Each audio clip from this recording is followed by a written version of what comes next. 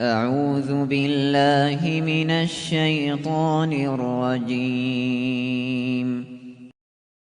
بسم الله الرحمن الرحيم.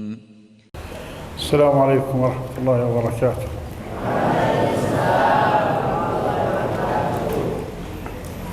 إن الحمد لله نحمده ونستعينه ونستغفره ونعوذ بالله من شرور أنفسنا ومن سيئات أعمالنا. من يهده الله فلا مضل له ومن يضلل فلا هادي له، وأشهد أن لا إله إلا الله وحده لا شريك له، وأشهد أن محمدًا عبده ورسوله. أما بعد، فإن أحسن الكلام كلام الله سبحانه، وخير الهدى هدى محمد صلى الله عليه وآله وسلم، وشر الأمور محدثاتها، وكل محدثة بدعة، وكل بدعة ضلالة، وكل ضلالة في النار.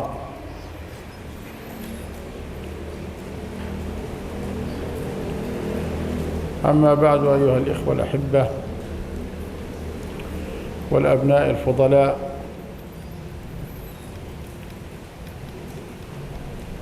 فمرحبا بكم في مسجدكم، حيث نلتقي بكم إن شاء الله على مائدة كتاب الله تبارك وتعالى وسنة نبيه صلى الله عليه وآله وسلم، في مذاكرة نرجو لنا ولكم نفعها، ونعوذ بالله تبارك وتعالى ونعيذكم من وزرها، سائلين الله تبارك وتعالى أن يلهمنا وإياكم الهدى والسداد والرشاد، لنقول خيرا ونستمع خيرا ونعمل خيرا، لنجد عند رب الخير خيرا يوم نلقاه، يوم لا ينفع مال ولا بنون إلا من أتى الله بقلب سليم. تفضل يا أستاذ. Bismillahirrahmanirrahim. Insyaallah kita akan menerjemahkan muhadharah Syekh, tapi sebelumnya sebagai maklumat dan sebagai bentuk syukur kita kepada Allah Subhanahu wa taala, alhamdulillah kita masih diberi kesempatan oleh Allah untuk bertemu dengan salah satu ulama kita, ulama sisa-sisa di zaman ini. Beliau adalah ulama besar, salah satu murid senior Syekh Muhammad Nasiruddin Al-Albani rahimahullah. Dan beliau tidak hanya berguru dari Syekh Al-Albani, beliau juga pernah berguru dengan Syekh bin Baz, pernah berguru dengan Syekh Al-Utsaimin, pernah berguru dengan Syekh Mubil dan masyayikh para ulama kita yang lainnya. Dari sisi silsilah, beliau juga termasuk Ahlul Bait, karena nasab beliau sampai ke Al-Hasan bin Ali bin Abi Thalib radhiyallahu taala anhuma. Semoga pertemuan kita diberkahi oleh Allah Subhanahu wa taala. Dan beliau salah satu ulama yang lahir di Palestina, di Gaza. Tapi insyaallah kita akan menerjemahkan. Beliau memulai dengan mengucapkan salam, kemudian menyampaikan mukadimah khutbatul hajah yang berisi pujian sanjungan kepada Allah Subhanahu wa taala, bersyahadat bahwasanya tidak ada ilah yang berhak diibadahi dengan benar kecuali Allah, bahwasanya Nabi Muhammad adalah utusan Allah. Kemudian beliau juga menyebutkan bahwasanya sebaik-baik perkataan adalah perkataan Allah Subhanahu wa taala, sebaik-baik petunjuk adalah petunjuk Rasulullah sallallahu alaihi wasallam, dan seterusnya yang insyaallah kita semua sudah menghafalnya. Kemudian beliau mengatakan, menyambut dan mengucapkan selamat kepada anak-anak yang dicintai, yang Syekh cintai, yang semoga mendapatkan kemuliaan dari Allah Subhanahu wa taala. Selamat bertemu di masjid kalian ini, di mana di sini kita bertemu untuk membahas tentang ayat-ayat Allah Subhanahu wa taala, tentang hadis-hadis atau sunnah Rasulullah sallallahu alaihi wasallam. Kita akan belajar dan kita berharap kita akan mendapatkan manfaat dari pertemuan kita, dari pembelajaran kita ini.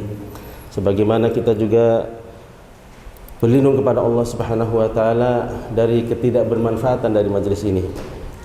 Sebagaimana beliau hafizahullah taala juga memohon kepada Allah untuk kita semua, semoga Allah memberikan kepada kita ilham, bimbingan, petunjuk dan hidayah agar kita bisa berbicara dengan kebaikan, kita mendengarkan kebaikan, kita mengamalkan kebaikan, sehingga kita kelak nanti di sisi Allah Subhanahu wa taala akan mendapatkan kebaikan pada hari kiamat, pada hari ketika kita bertemu dengan Allah, pada hari yang sudah tidak ada manfaatnya lagi harta dan anak-anak, kecuali dia yang bertemu dengan Allah Subhanahu wa taala dengan hati yang salim. وعلى ما فهمت من إخواننا قبل التشرف بلقائكم أن محاضرتنا ستكون بعنوان الاستقامة في طلب العلم، وهذا يحتم علينا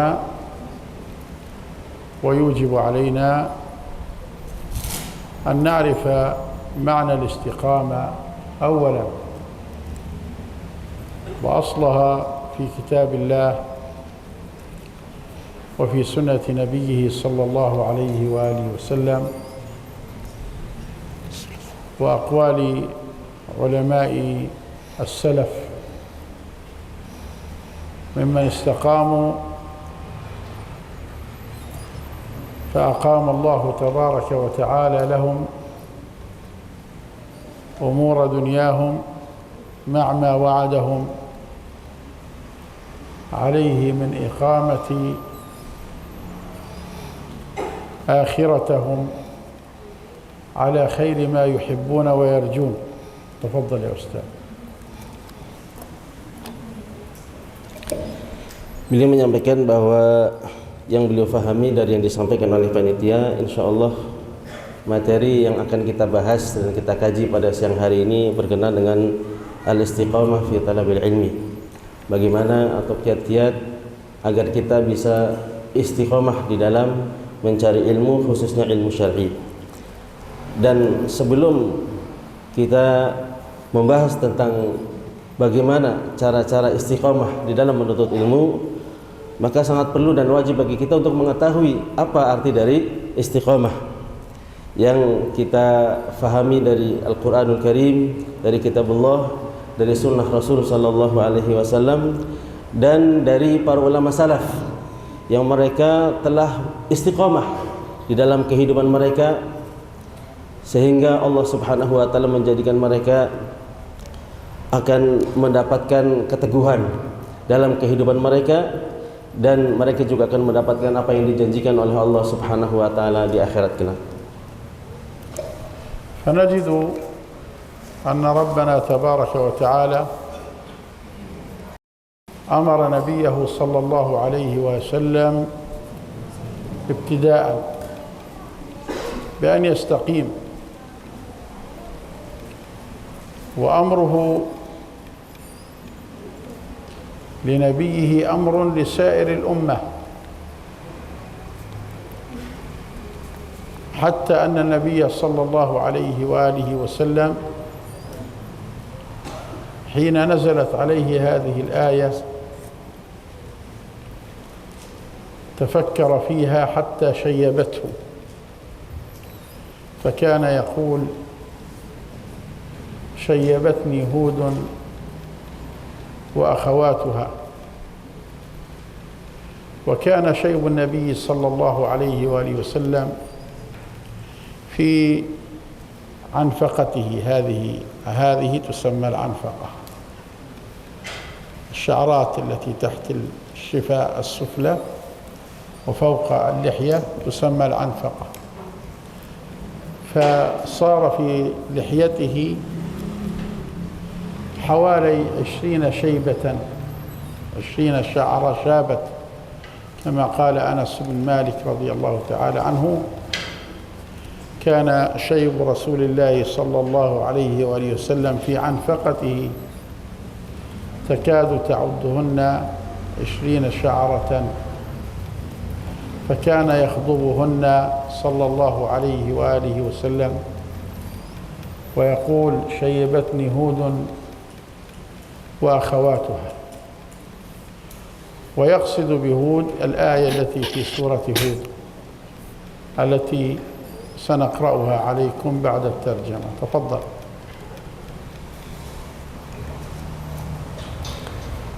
Allah Subhanahu wa Ta'ala telah memerintahkan nabinya untuk istiqamah sebagai bentuk perintah pertama, dan perintah Allah Subhanahu wa Ta'ala kepada Nabi Muhammad sallallahu alaihi wasallam itu berarti perintah untuk kita sebagai umat beliau alaihi salatu wassalam. Bahkan ketika perintah Allah Subhanahu wa Ta'ala kepada Nabi ini turun, Rasulullah sallallahu alaihi wasallam terus menerus memikirkannya sampai membuat beliau tumbuh uban. Rasulullah sallallahu alaihi wasallam bersabda, "Syayabatni Hudun wa akhwatuha." Surat Hud telah membuatku, surat Hud dan yang lainnya dan saudara-saudara surat Hud telah membuatku beruban.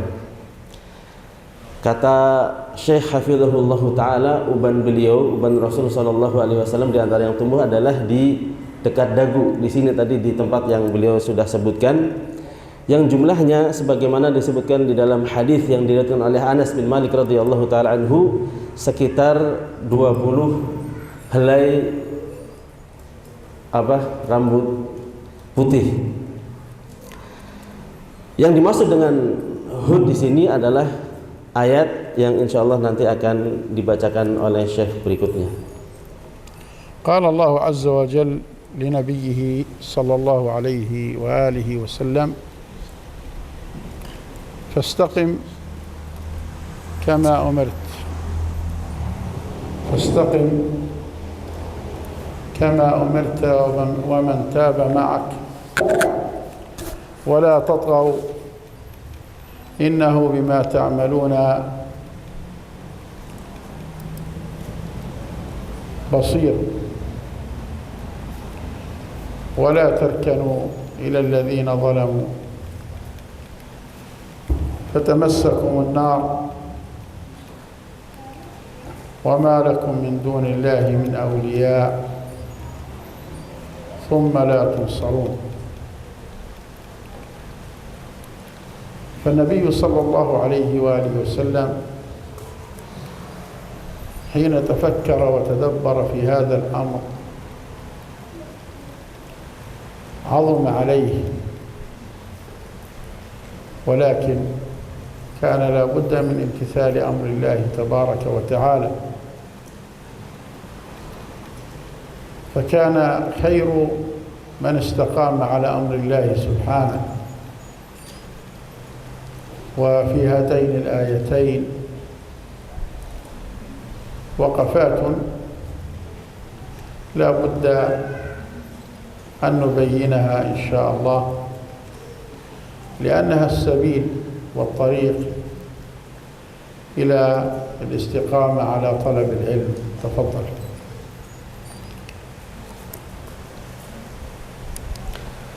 Allah Subhanahu wa Ta'ala berfirman kepada nabinya di dalam surat Hud. Allah Subhanahu wa Ta'ala mengatakan, "Fastaqim kama umirta wa man taba ma'aka." Wahai Muhammad, istiqomahlah sebagaimana yang telah diperintahkan kepadamu untuk istiqomah dan kepada orang-orang yang bersamamu. Wala tadghaw, innahu bima ta'maluna basir. Dan janganlah kalian melampaui batas, karena sesungguhnya Allah Subhanahu wa taala Maha melihat apa yang kalian lakukan.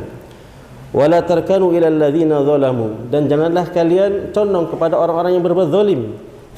Fatamassakumun nar, niscaya kalian akan masuk ke dalam api neraka. Wa ma lakum min dunillahi awliya tsumma la tunsarun, dan ketika kalian condong kepada orang-orang yang zalim, kalian tidak akan mendapatkan pertolongan dari Allah Subhanahu wa taala. Ketika Rasul sallallahu alaihi wasallam merenung, mentadaburi perintah Allah Subhanahu wa taala di dua ayat ini, beliau merasa sangat berat. Akan tetapi ini, kata beliau, adalah perintah yang harus dilaksanakan. Dan Rasul sallallahu alaihi wasallam adalah yang terbaik di dalam melakukan perintah istiqomah ini. Di dalam dua ayat ini ada beberapa renungan-renungan, faidah-faidah yang harus insyaallah akan kita jelaskan, karena ini adalah jalan untuk kita dan antum semua bisa istiqomah di dalam menuntut ilmu insyaallah. فأول وقفة مع هاتين الآيتين أن الاستقامة أمر واجب. من استقام أجر على ذلك لأدائه الواجب، ومن لم يستقم أثم بترك هذا الواجب العظيم. وهذه الاستقامة مقيدة بأمر الله تبارك وتعالى كما أمرت، فليست مبنية على الأهواء ولا على الرغبات ولا على ما يراه الإنسان لنفسه استقامة أو عدم استقامة، بل هي مبنية على أوامر الله تبارك وتعالى ومقيدة بأوامر الله سبحانه، وهي ليست لنبينا صلى الله عليه وآله وسلم وحده، بل هي لكل من آمن وأسلم وتاب مع النبي صلى الله عليه وآله وسلم. ومن تاب معك، والتوبة في العادة لا تكون إلا بعد إيمان وإسلام والتزام. تفضل. Renungan atau faidah yang pertama dari dua ayat ini adalah bahwa istiqomah merupakan perkara yang hukumnya wajib, dan ada pahala yang sangat besar dari kewajiban ini. Barang siapa yang tidak berusaha untuk istiqomah, maka dia akan mendapatkan dosa karena meninggalkan perkara atau kewajiban yang sangat agung ini. Dan istiqomah ini muqayyadah atau terikat dengan perintah Allah Subhanahu wa taala, sebagaimana Allah berfirman, kama umirta, sebagaimana yang telah diperintahkan oleh Allah untuk engkau wahai Muhammad dan umat Muhammad. Istiqomah ini patokannya bukan dengan hawa nafsu kita atau keinginan kita atau pandangan-pandangan kita bahwasanya kita itu sudah istiqomah atau tidak istiqomah. Akan tetapi sekali lagi bahwa istiqomah ini terbangun di atas perintah Allah Subhanahu wa taala kepada kita semua untuk istiqomah. Dan ini bukan hanya perintah kepada Nabi sallallahu alaihi wasallam saja, tapi ini perintah bagi Nabi dan juga kepada setiap muslim, setiap mukmin yang bertaubat kepada Allah Subhanahu wa taala. Wa man taba ma'aka, yang bertobat, yang berislam, yang beriman kepada Allah Subhanahu wa taala bersama para nabi, bersama Nabi Muhammad sallallahu alaihi wasallam. Wa ma qaid al-istiqamah ala amrillah hunaka nahy, fal-istiqamah wajibah على ما أمر الله عز وجل على جميع أتباع محمد صلى الله عليه وآله وسلم.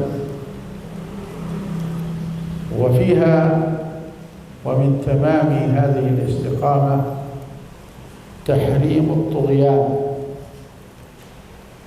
فما هو الطغيان يا ترى؟ ولا تطغوا، لا هنا ناهية، والنهي يقتضي التحريم. لا تطغوا. قال الإمام أبو جعفر محمد بن جرير الطبري رحمه الله تعالى في تفسيره: الطغيان الفعلان، من قولك طغى فلان يطغى طغيانا، فأصل الطغيان طغى، الفعل الماضي الأصل طغى، ومعناه تجاوز في الأمر حده فبغى، ظلم. طغيان يؤدي إلى الظلم.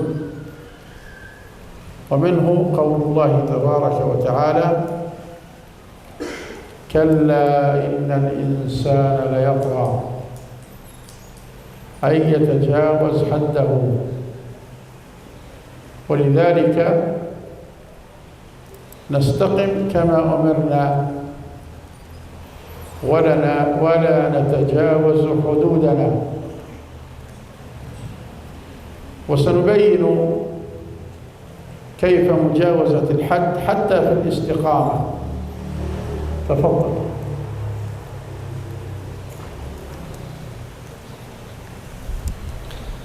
Terkait dengan perintah Allah Subhanahu wa taala untuk istiqamah kepada Nabi dan kepada seluruh pengikut Nabi Muhammad sallallahu alaihi wasallam sebagai bentuk kesempurnaan kewajiban di dalam istiqamah, ada larangan juga di sini. Larangan larangan dari perbuatan at-tughyan. Tughyan itu artinya melampaui batas. Bagaimana Allah Subhanahu wa taala berfirman, "Wala tadghaw," dan janganlah kalian tadghaw. Kata Syekh hafizahullah taala, at-tughyan, apa arti at-tughyan? Beliau menyebutkan tafsir at-tughyan yang diambil dari tafsir Ibnu Jarir At-Tabari rahimahullahu taala, bahwasannya kata at-tughyan secara tasrif ala wazni al-fu'lan berasal dari kata tagha yatgha. Tagha itu artinya apa? Tagha artinya adalah melampaui batas yang sampai pada taraf berbuat zalim. Sebagaimana disebutkan juga Allah Subhanahu wa taala berfirman, "Kalla innal insana la yatgha." Sekali-kali tidak. Sesungguhnya manusia itu benar-benar suka untuk berbuat melampaui batas. Karena itu kata Syekh hafizahullah taala, kita beristiqomah sesuai dengan apa yang Allah Subhanahu wa taala perintahkan kepada kita, dan kita tidak melampaui batas dalam upaya kita untuk beristiqomah. Kita akan jelaskan bagaimana bentuk melampaui batas bahkan dalam bentuk istiqomah. Karena dalam perkara keistiqomahan juga ada sikap-sikap melampaui batas yang tidak boleh kita lakukan. Jaa ثلاثة نفر إلى أبيات رسول الله صلى الله عليه وآله وسلم يسألون أمهات المؤمنين عن عبادة رسول الله صلى الله عليه وآله وسلم حتى يستقيموا عليها. فلما سمعوا أخبار رسول الله صلى الله عليه وسلم من أمهات المؤمنين قال بعضهم لبعض: أما رسول الله صلى الله عليه وسلم فقد غفر الله له ما تقدم من ذنبه وما تأخر. فقال أولهم: أما أنا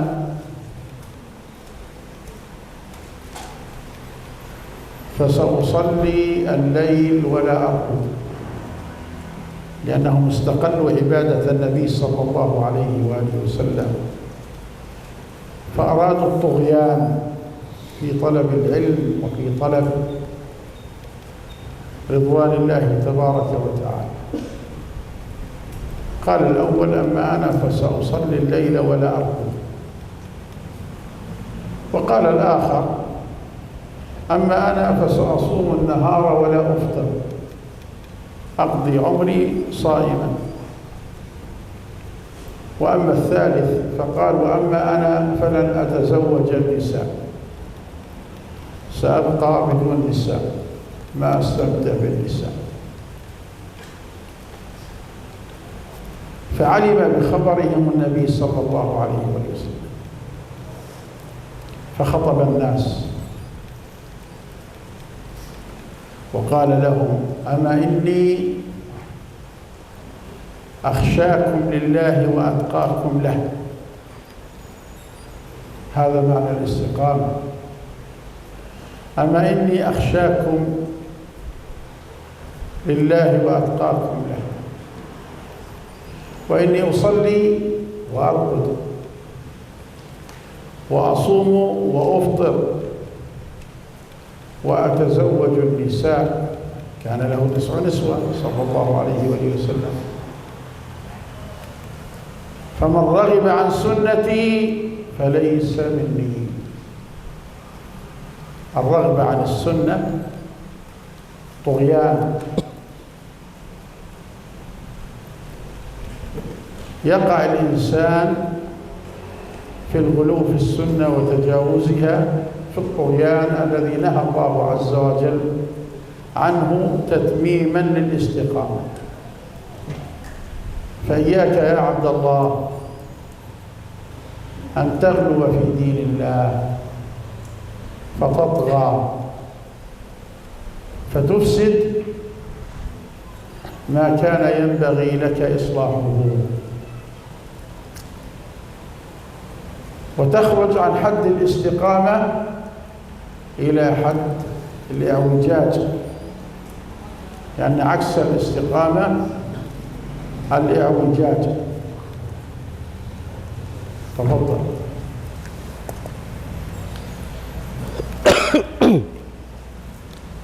Syekh Hafizahullah Ta'ala menyebutkan satu riwayat hadis. Disebutkan di dalam hadis tersebut, datang 3 orang sahabat radhiyallahu anhum ajma'in mendatangi sebagian rumah Nabi sallallahu alaihi wasallam. Tujuannya apa? Untuk mengetahui bagaimana ibadahnya Nabi sallallahu alaihi wasallam. Mereka bertanya kepada istri-istri Nabi. Maka mereka pun mendapatkan informasi tentang bagaimana ibadahnya Nabi Muhammad alaihi salatu wasallam setiap harinya. Setelah mendengar jawaban tentang bagaimana ibadahnya Nabi, mereka merasa ini adalah sesuatu yang biasa-biasa saja atau sedikit. Di dalam sebuah riwayat disebutkan seakan-akan mereka menganggap ini adalah perbuatan yang kurang maksimal. Tetapi kemudian mereka mengatakan, kalau Nabi Muhammad itu adalah sosok yang sudah diampuni dosa-dosanya oleh Allah Subhanahu wa taala, baik yang telah lalu maupun yang akan datang jika ada. Maka kemudian mereka menyangka bahwasanya mereka akan melakukan sesuatu yang bisa menyempurnakan ibadah dan keistiqomahan mereka. Mereka mengatakan, salah seorang di antara mereka yang pertama mengatakan bahwasanya saya akan setiap malam akan selalu sholat malam dan tidak akan tidur. Saya akan sholat semalam suntuk dan tidak akan tidur. Lihat bagaimana seseorang itu bisa terjatuh pada melampaui batas, bahkan dalam perkara-perkara yang pada asalnya adalah sunnah Rasul Sallallahu Alaihi Wasallam. Orang yang kedua mengatakan, asumun nahar walam uftir. Saya akan terus menerus setiap hari selalu berpuasa dan tidak akan meninggalkan satu hari pun untuk tidak berpuasa. Selama saya hidup saya akan puasa terus menerus. Yang ketiga mengatakan, saya tidak akan menikah dengan seorang wanita pun. Selama saya hidup saya tidak akan menikah dengan wanita. Kemudian informasi ini sampai kepada Rasulullah alaihi salatu wassalam. Maka Rasulullah pun berkhutbah di hadapan manusia, kemudian menegur mereka. Beliau mengatakan, amma ini akhsyakum lillahi wa atqakum lah. Sesungguhnya aku ini adalah hamba yang paling bertakwa, yang paling khasyah, yang paling takut kepada Allah. Inilah makna istiqamah, kata Syekh Hafizahullah Ta'ala.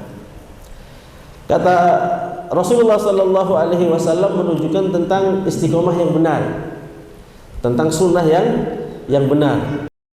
Kata Rasulullah, saya sholat malam tapi saya juga tidur, saya puasa, saya juga berbuka, dan saya menikah dengan para wanita. Kita tahu bahwasanya Rasulullah Sallallahu Alaihi Wasallam memiliki beberapa istri. Kemudian Rasulullah bersabda, "Faman raghiba an sunnati falaysa minni." Barang siapa yang tidak suka dengan sunnahku, berarti dia bukan dari golonganku. Jadi tidak suka atau benci dengan sunnah Rasulullah ini merupakan bagian dari bentuk tughyan atau melampaui batas. Jadi melampaui batas itu juga ada dan bisa terjadi dalam upaya seseorang untuk melakukan keistiqomahan. Makanya Syekh mengatakan, janganlah kita melampaui batas sehingga kita akan merusak apa-apa yang seharusnya kita perbaiki, dan seseorang itu bisa keluar dari jalur istiqomah kepada al-i'wijaj. I'wijaj ini adalah lawan kata dari istiqomah. Kalau istiqomah itu lurus, i'wijaj berarti melenceng atau bengkok dari jalan yang lurus. ونحن في كل ركعة من ركعات الصلاة ندعو الله تبارك وتعالى أن يهدينا الصراط المستقيم، يهدينا الصراط المستقيم، صراط الذين أنعمت عليهم، الذين وصفهم الله عز وجل في كتابه بأنهم النبيين والصديقين والشهداء والصالحين. فقال ومن يطع الله والرسول فأولئك مع الذين أنعم الله عليهم من النبيين والصديقين والشهداء والصالحين وحسن أولئك رفيقا. هؤلاء الذين استقاموا على أمر الله تبارك وتعالى ولم يطغوا. فنحن في كل ركعة ندعو الله عز وجل أن يرزقنا صراطهم المستقيم، كما ندعوه أن يجنبنا صراط الذين طغوا من المغضوب عليهم وهم اليهود والنصارى وهم الضالون في الآية، غير المغضوب عليهم ولا الضالين، أي غير اليهود وغير النصارى. فاقتضى أن الاستقامة تكون مع تجنب صراط هؤلاء المغضوب عليهم والضالين، وأن الاستقامة لها أهلها تكون معهم إن استقمت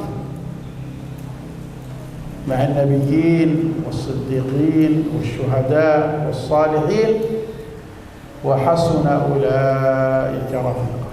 تفضل.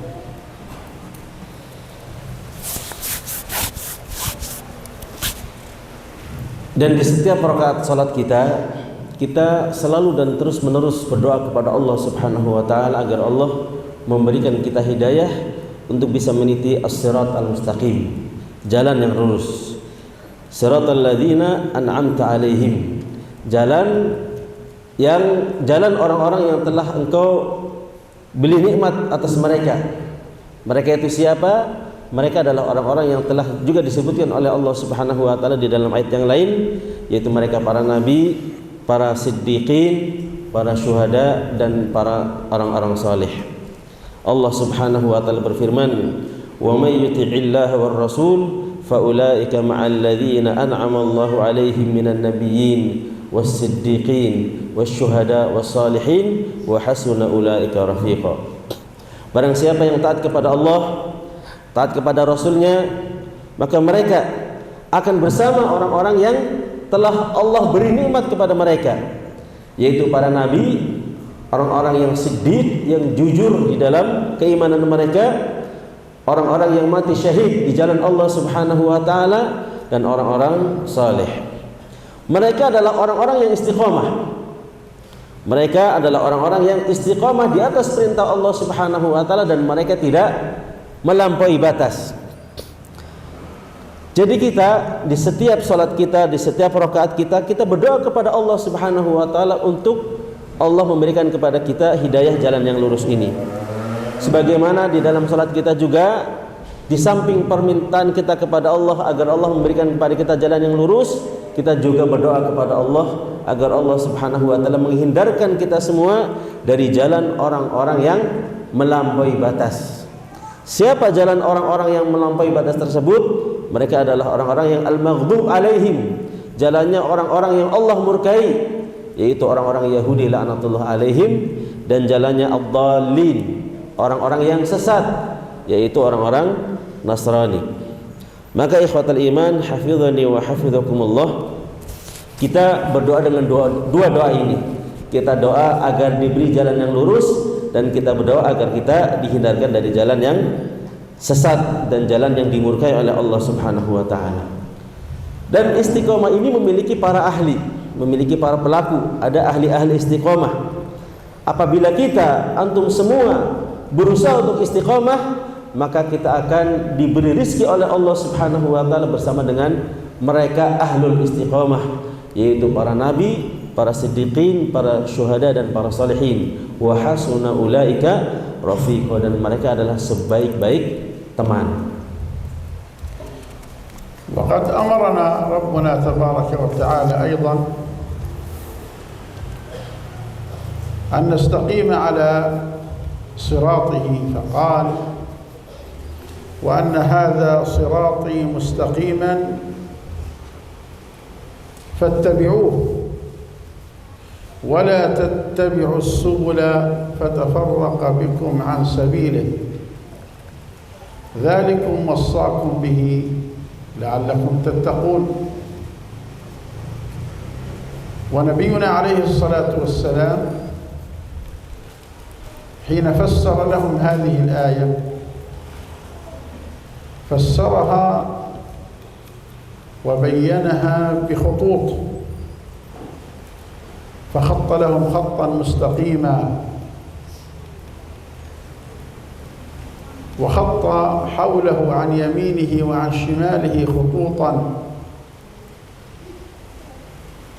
ثم قال لهم: هذا صراط الله، الخط المستقيم، وهذه السبل عن يمينه وعن شماله، على رأس كل سبيل منها شيطان يدعوه إليه، يعني إلى هذا السبيل المنحرف. فنحن أيها الإخوة مأمورون أن نتبع سبيل الله تبارك وتعالى المستقيم، ومخالفة سبل أصحاب الجحيم، وهذا من تمام الاستقامة. تفضل.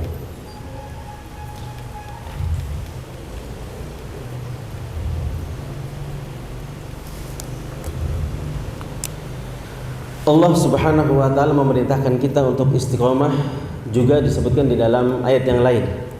Allah berfirman, wa anna hadza sirati mustaqima fattabi'uhu wa la tattabi'us subula fatafarraqa bikum an sabilihi. dan sesungguhnya ini adalah jalanku, jalan yang lurus, maka ikutilah jalan ini, dan janganlah kalian mengikuti jalan-jalan yang lain sehingga kalian akan terserai-berai dan menjauh dari jalan yang lurus ini. Dzalikum wassakum bihi la'allakum tattaqun. Ini diwasiatkan oleh Allah Subhanahu wa taala kepada kalian agar kalian menjadi orang-orang yang bertakwa. Nabi Muhammad sallallahu alaihi wasallam ketika menafsirkan ayat ini, beliau menafsirkan dan menjelaskannya dengan membuat beberapa garis. Yang pertama, beliau membuat satu garis yang sangat lurus, kemudian di samping kanan dan kirinya beliau membuat garis-garis yang lain. Lalu beliau bersabda, menunjuk pada garis yang lurus, hadza siratullah, ini adalah jalan Allah yang lurus. Wa hadhis subul, dan jalan-jalan yang atau garis-garis yang sebelah kanan dan sebelah kiri, beliau mengatakan, dan ini adalah jalan-jalan yang di setiap ujung jalan ini ada syaitan yang mengajak manusia untuk masuk ke dalam jalan ini. Kita diperintahkan oleh Allah Subhanahu wa taala, diperintahkan oleh Rasulullah sallallahu alaihi wasallam untuk meniti jalan yang lurus ini dan menghindari jalan-jalan yang bengkok, jalan-jalan yang akan mengantarkan seseorang kepada jauh dari keistiqomahan. Inilah upaya kesempurnaan kita untuk beristiqomah. Jadi berupaya untuk senantiasa berada di atas jalan yang lurus yang digariskan oleh Rasulullah sallallahu alaihi wasallam dan meninggalkan jalan-jalan yang lain selain jalannya Rasulullah sallallahu alaihi wasallam.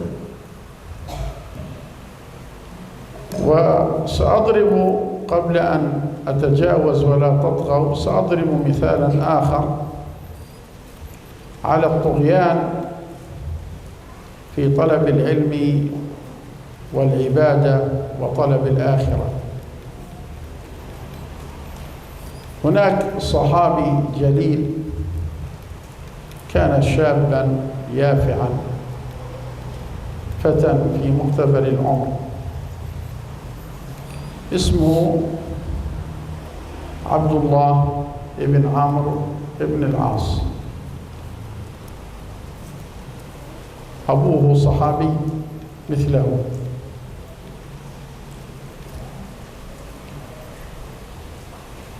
كان يحب الصلاة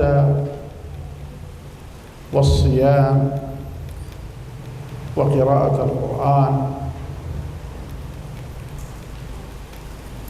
زوجه أبوه امرأة من قريش حسناء جميلة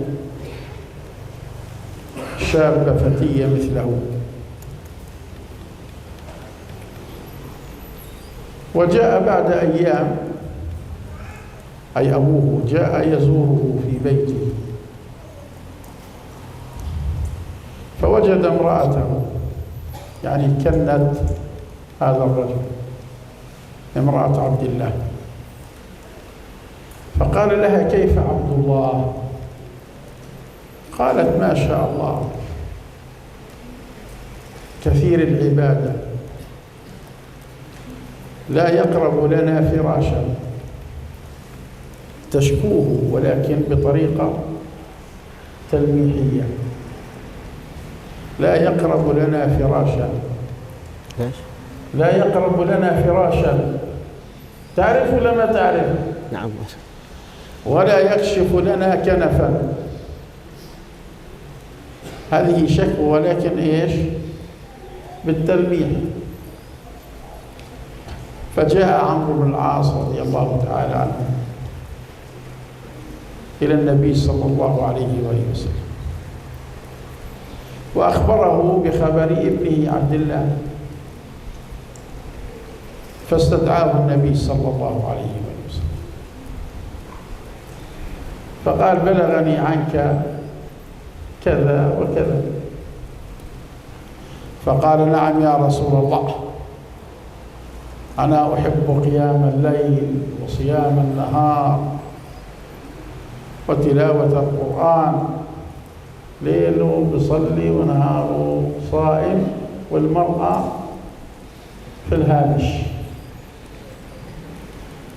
فقال له النبي صلى الله عليه وآله وسلم: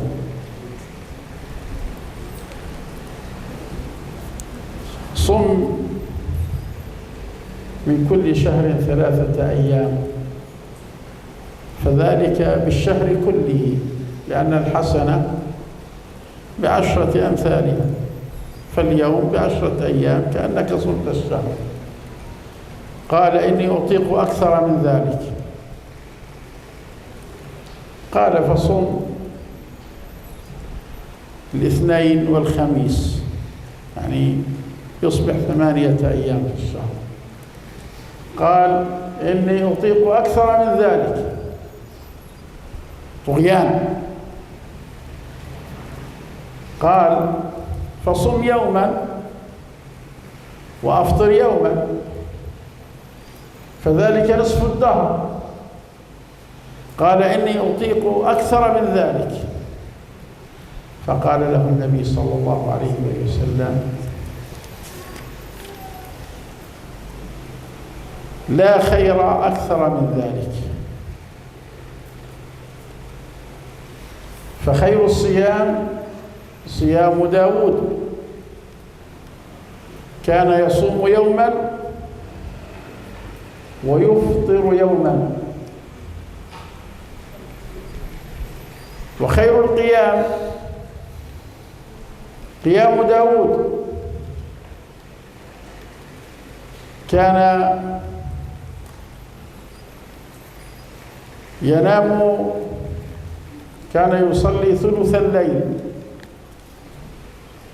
وينام نصفه ويصلي سدسه، يعني في أول الليل يصلي ثلث الليل. لنفرض لو أن الليل كما هو في بلادكم حوالي 10 ساعات، يصلي ثلث الليل 3 ساعات وينام 5 ساعات، صار 8، ويقوم آخر الليل 2 ساعات سدس الليل، فيكون قد صلى نصف الليل، كما أنه أفطر نصف الدهر وصام نصف الدهر. واقرأ القرآن في شهر. قال: إني أطيق أكثر من ذلك. قال: ففي جمعة. قال: إني أطيق أكثر من ذلك. قال: في 3، يعني في 3 ليالي، كل 3 ليالي اقرأ القرآن. قال: إني أطيق أكثر من ذلك، طغيان. فقال له النبي صلى الله عليه وسلم: لا يعقل القرآن من قرأه دون 3. الذي يصلي ويقرأ القرآن في أقل من 3 ليالي لا يعقله. الشاهد من هذا الحديث أن الإنسان لا ينبغي عليه أن يطغى حتى في عبادته، في طاعته. ثم قال له: إن لربك عليك حقا، وإن لنفسك عليك حقا، وإن لأهلك، زوجتك هاي، وإن لأهلك عليك حقا، فآت كل ذي حق حقه. وهذا من الاستقامة، بل من تمام الاستقامة. تفضل، أطلت عليك. Insyaallah. Sebelum kita melangkah lebih jauh lagi, beliau hafizahullah ta'ala ingin menyebutkan satu contoh lagi. Contoh bagaimana seseorang itu bisa terjatuh kepada at-tughyan atau melampaui batas di dalam menuntut ilmu, atau di dalam beribadah, atau di dalam melakukan ketaatan kepada Allah Subhanahu wa taala. Ada seorang sahabat mulia yang saat itu masih sangat muda, bernama Abdullah bin Amr bin Al-As radhiyallahu taala anhuma. Beliau adalah seorang sahabat dan ayah beliau juga seorang sahabat. Ayahnya bernama Amr ibn Al-As radhiyallahu taala anhu. Abdullah bin Amr bin As ini anaknya. Beliau itu adalah seorang pemuda yang kuat, gagah dan sangat suka sekali beribadah kepada Allah. Rajin sholat, maksudnya adalah sholat malam, rajin puasa, rajin membaca Al-Quranul Karim. Kemudian karena sudah saatnya untuk menikah, beliau dinikahkan oleh sang ayahanda Amr bin As radhiyallahu taala anhu dengan seorang wanita yang juga masih sangat muda dan sangat cantik. Di suatu hari sang ayahanda mengunjungi rumah anaknya, mengunjungi rumah Abdullah bin Amr bin As. Kemudian ternyata di rumahnya Abdullah bin Amr sedang tidak ada, bertemu dengan istrinya. Amr bin As, ayahnya Abdullah, itu bertanya kepada sang istri, "Kaifa Abdullah?"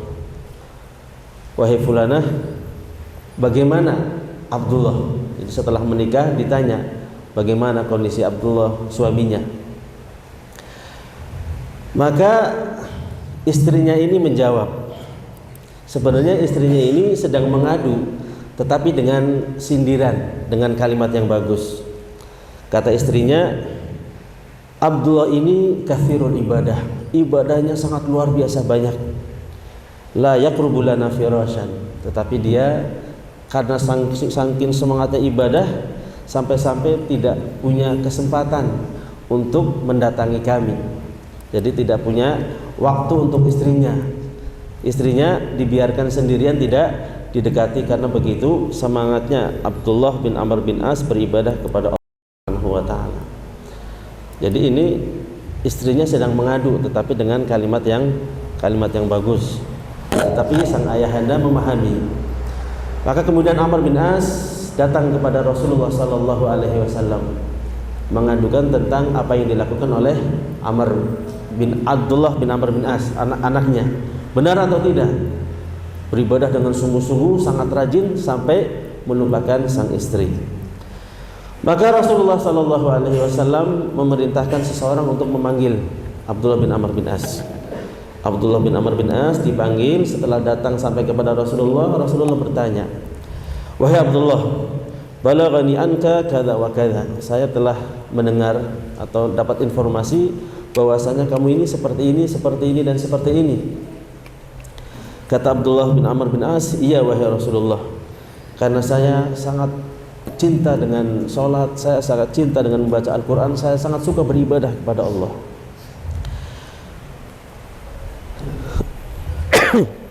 Maka Rasulullah Shallallahu Alaihi Wasallam kemudian menasehati Abdullah bin Amr bin As agar jangan melampaui batas bahkan di dalam mencari keridhaan Allah Subhanahu Wa Taala.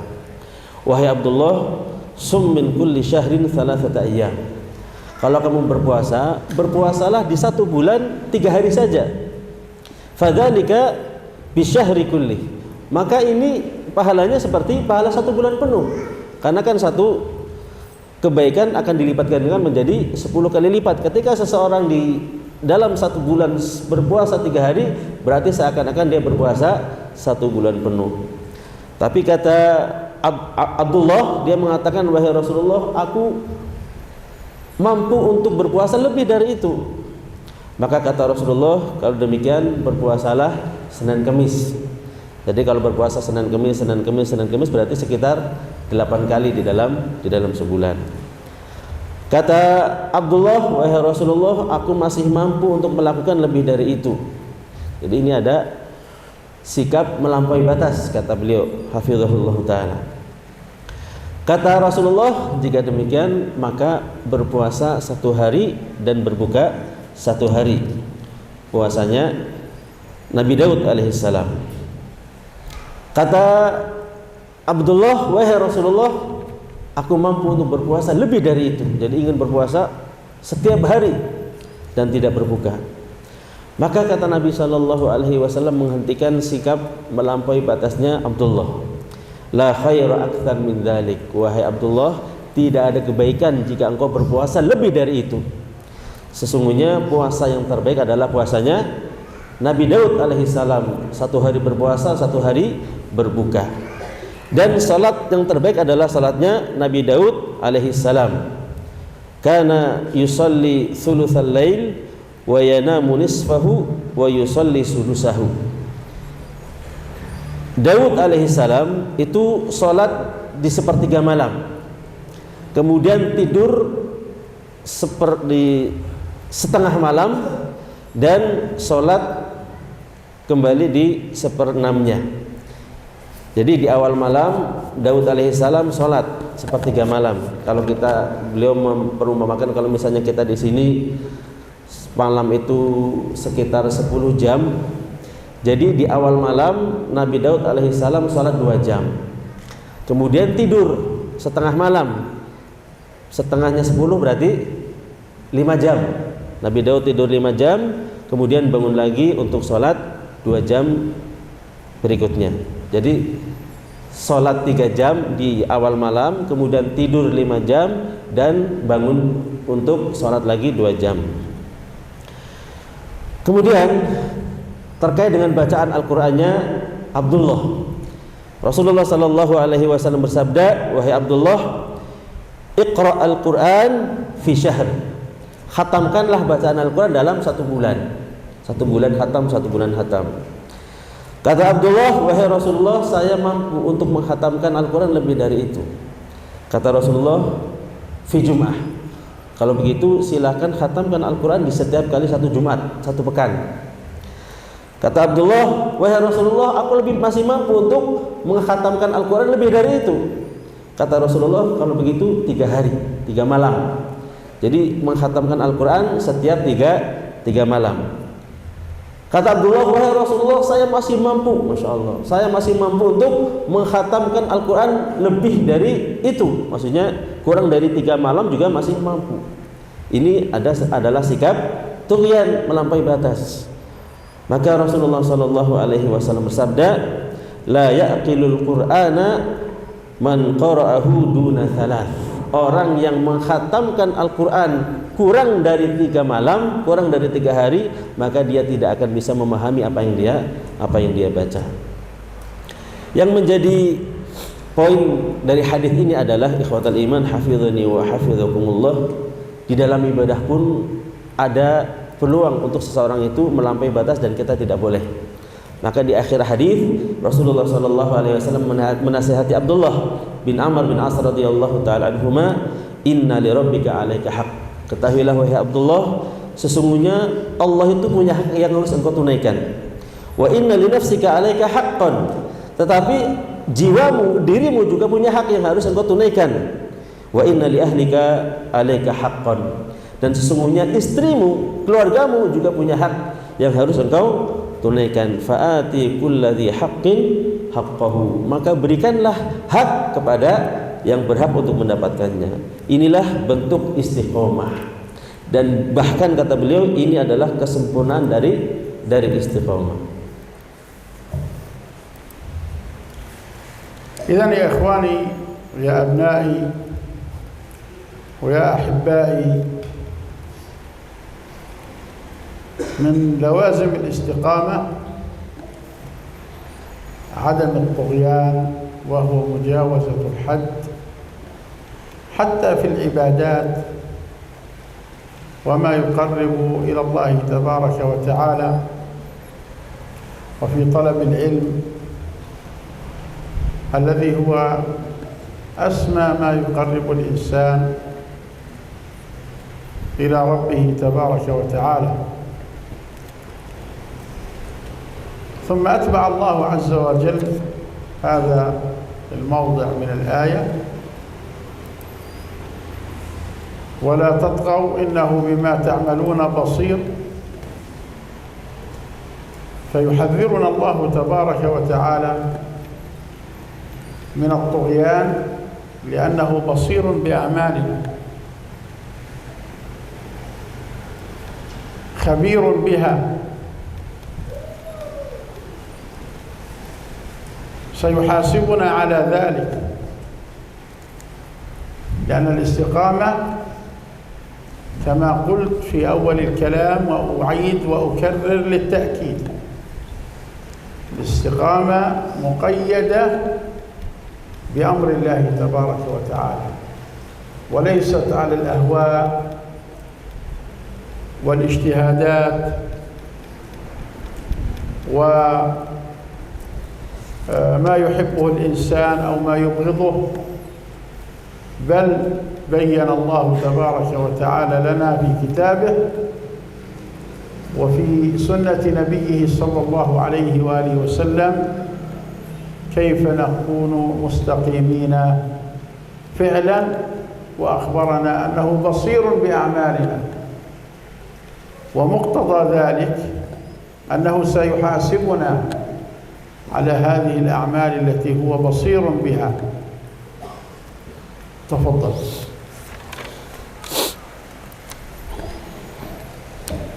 Saudara-saudaraku, anak-anakku yang aku cintai karena Allah, kata beliau, di antara konsekuensi istiqomah, poinnya bahwasanya di antara konsekuensi istiqomah adalah seseorang tidak melampaui batas, bahkan di dalam beribadah, bahkan di dalam menuntut ilmu. Sebuah ibadah yang sangat besar, bahkan salah satu ibadah yang paling utama untuk mendekatkan diri seorang hamba kepada Allah Subhanahu wa taala.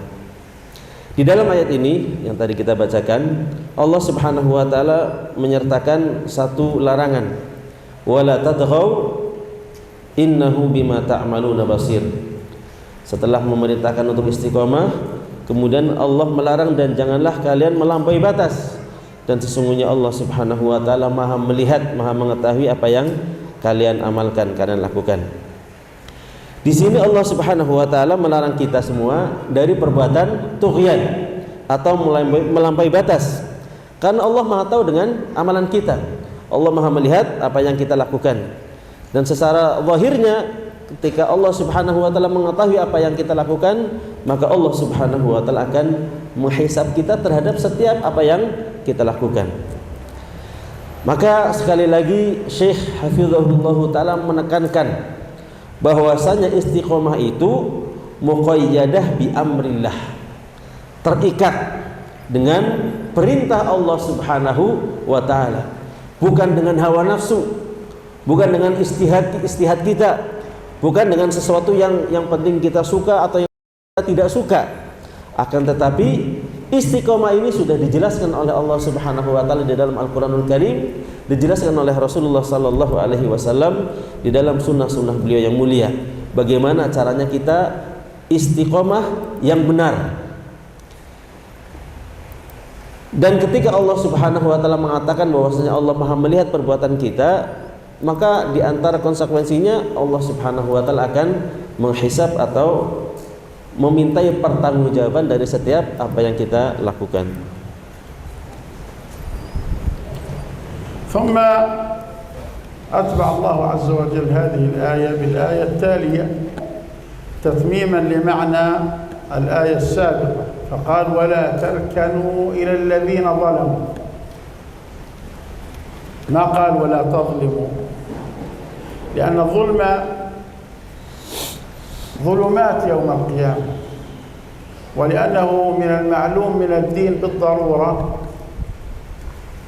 أن الظلم حرام، كما قال عليه الصلاة والسلام فيما يرويه عن ربه عز وجل يا عبادي إني حرمت الظلم على نفسي وجعلته بينكم محرما فلا تظالموا. فهنا ما قال لنا ولا تظلموا لأنه مفروغ منه أنه محرم، لكن قال ولا تركنوا إلى الذين ظلموا. والركن هو الميل، يعني لا تمل إلى الذين ظلموا ولا شيء يسير، فإن الميل إليهم سبب لأن تمسك النار، فكيف بموالاتهم؟ كيف بمحبتهم؟ كيف بإعانتهم؟ كيف بالقبول بما يعملون؟ فهذا أشد. إذا كان الركون إليهم تمسك النار، فما أكثر من ذلك أشد عذابا وإيلاما في النار والعياذ بالله. تفضل. Kemudian menyempurnakan apa yang disebutkan oleh Allah Subhanahu wa taala sebagai penyempurnaan terkait dengan istiqamah. Allah Subhanahu wa taala berfirman, "Wa la tarkanu ilal ladzina zalamu." Dan janganlah kalian condong kepada orang-orang yang zalim. Di sini Allah Subhanahu wa taala tidak mengatakan wala tadzlimu, dan janganlah kalian berbuat zalim, bukan. Karena zalim itu adalah perbuatan yang akan mendatangkan kegelapan-kegelapan pada hari kiamat, dan sesuatu hal yang atau perkara yang sudah diketahui bersama dalam agama kita bahwasanya kezaliman adalah perkara yang haram. Sebagaimana Rasulullah sallallahu alaihi wasallam pernah menyebutkan di dalam hadis qudsi, Allah Subhanahu wa taala berfirman, "Ya ibadi inni haramtu dzulma ala nafsi." Wahai hamba-hambaku, sesungguhnya aku telah mengharamkan kezaliman atas diriku, dan aku jadikan kezaliman ini haram di antara kalian. Fala tadzalamu, maka janganlah kalian saling berbuat zalim. Nah, di sini Allah tidak menekankan tentang perbuatan zalim, karena kezaliman sudah diketahui bersama adalah perkara yang diharamkan. Tetapi yang menjadi larangan oleh Allah Subhanahu wa taala di dalam ayat ini adalah wala tarkanu ilal ladzina zalamu. Dan janganlah kalian condong kepada orang-orang yang berbuat zalim. Ar-rukun itu artinya al-mail, condong. Artinya meskipun hanya melenceng sedikit saja itu jangan. Karena melenceng atau condongnya kita kepada orang-orang yang berbuat zalim itu akan menyebabkan kita masuk ke dalam neraka waliyadzubillah. Bagaimana ini hanya condong saja tidak boleh. Bagaimana kita menjadikan mereka sebagai wali, sebagai teman. Bagaimana kita mencintai mereka. Bagaimana kita sampai menolong mereka. Bagaimana kita sampai menerima dan memaklumi apa yang mereka lakukan. Maka kalau condong saja kepada mereka akan menyebabkan masuk ke dalam neraka. Lebih dari itu maka azabnya akan lebih besar dan lebih pedih waliyadzubillah. ولا تركنوا إلى الذين ظلموا فتمسكم النار وما لكم من دون الله من أولياء ثم لا تنصرون. وهذا تحذير آخر في هذه الآية. فإذا ما جمعنا هذه التحذيرات المتتاليات والمحرمات التي تتعارض مع الاستقامة كما أمر الله تبارك وتعالى، نجد أن الاستقامة الواجبة لا تكمل حتى نتجنب هذه المنهيات وهذه التحذيرات. الطغيان، الله تبارك وتعالى عليم بصير بما نفعل. عدم الركون إلى الظالمين،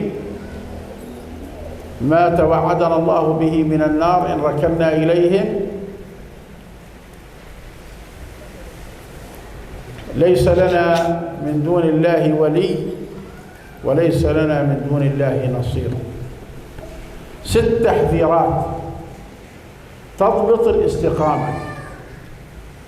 فطالب العلم السالك الطريق إلى الله تبارك وتعالى لا بد أن يزين استقامته باجتناب هذه المحظورات التي ذكرها الله عز وجل في هاتين الآيتين. تفضل.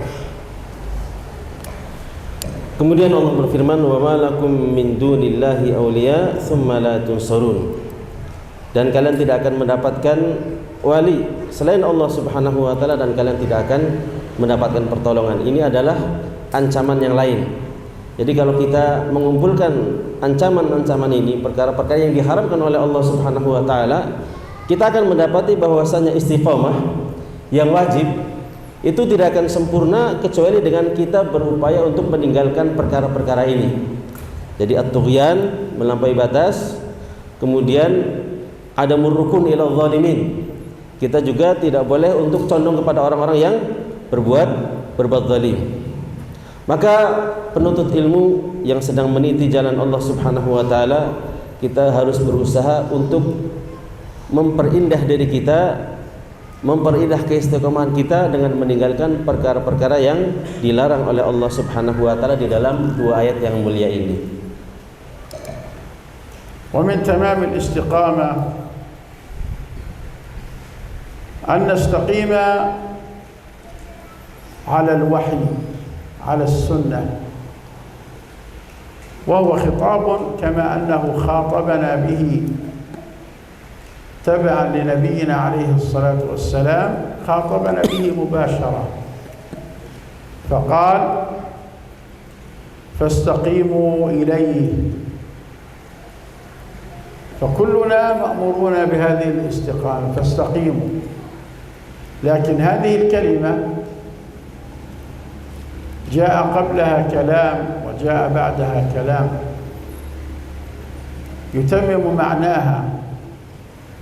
جاء قبلها كلام يسمى في الاصطلاح السباق، يعني سبقها كلام، وجاء بعدها كلام يسمى في الاصطلاح السياق، فما قبلها سباق وما بعدها سياق. قال الله عز وجل في سباقها قل إنما أنا بشر مثلكم يوحى إلي أنما إلهكم إله واحد فاستقيموا إليه واستغفروه سياق، وويل للمشركين الذين لا يؤتون الزكاة وهم بالآخرة هم كافرون. ففي سباق الآية التي يلزم منها الاستقامة، لأن فيها الاستقامة في وسطها، أن نعرف قدر نبينا صلى الله عليه وآله وسلم، أنه بشر مثلنا ولكنه يوحى إليه، فلا يدعى من دون الله. في بيتي الذي أسكنه في معهد الإرشاد كل يوم قبل الفجر مسجد قريب منا يصبح يدعو رسول الله صلى الله عليه وسلم، يدعوه بدعوات شركية هي ضد الاستقامة 100%. النبي صلى الله عليه وسلم بشر لا يملك لنفسه ضرا ولا نفعا ولا موتا ولا حياة ولا نشورا، فكيف تدعوه كل يوم قبل الفجر، قبل أذان الفجر، في وقت السحر الذي يقول الله عز وجل فيه هل من داع فاستجيب له، هل من مستغفر فأغفر له، هل من سائل فأعطيه؟ فهو بدل ما يسأل الله ويدعو الله ويستغفر الله يدعو رسول الله، يا رسول الله يا رسول الله يا رسول الله.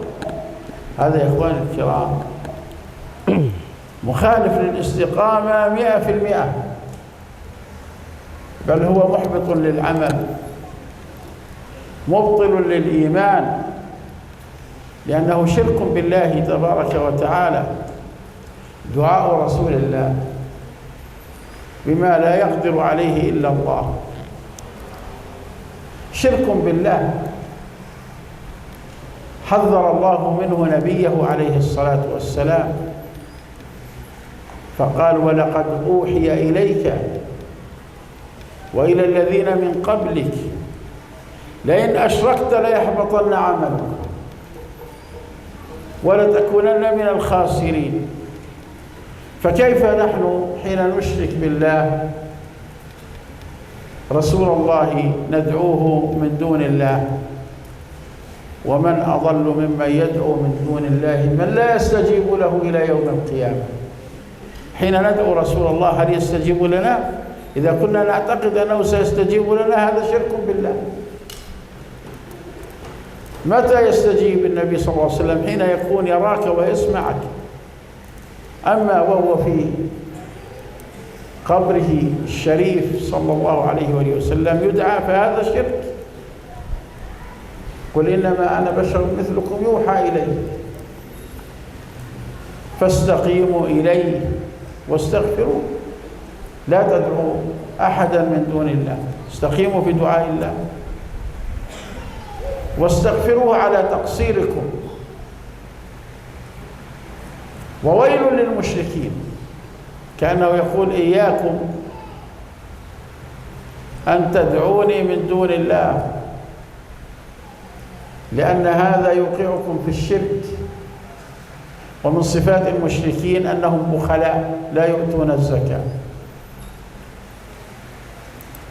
الذين لا يؤتون الزكاة وهم بالآخرة هم كافرون، من بخلهم لا يؤتون الزكاة لأنهم غير موقنين أن الله سيجازيهم على ذلك خيرا مما فرضه عليهم، وسيخلف عليهم وما تنفقوا من شيء فهو يخلفه وهو خير الرازقين، فهم لا يؤمنون بما عند الله تبارك وتعالى من خير.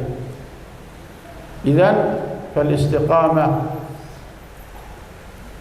وإن كانت في أول الأمر كما بينا تبعا لاستقامة النبي صلى الله عليه وسلم، فهنا في هذه الآية